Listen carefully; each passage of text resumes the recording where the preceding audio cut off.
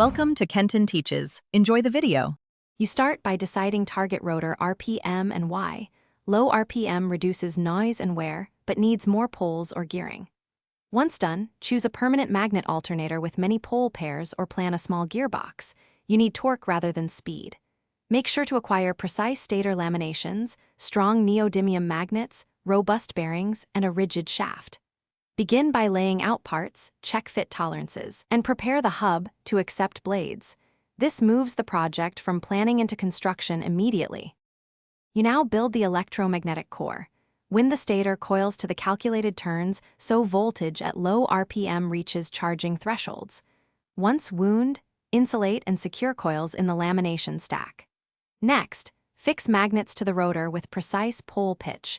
Use a jig to maintain spacing and epoxy for retention.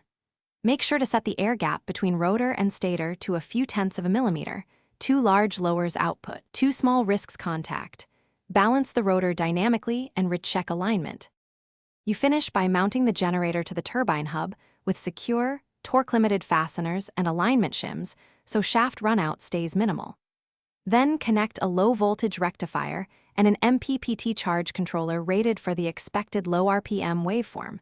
This converts variable AC into usable DC efficiently. Once wired, perform incremental spin tests at low speeds, monitor voltage and phase symmetry, and adjust blade pitch or the stator-rotor gap to optimize output. Troubleshooting tip: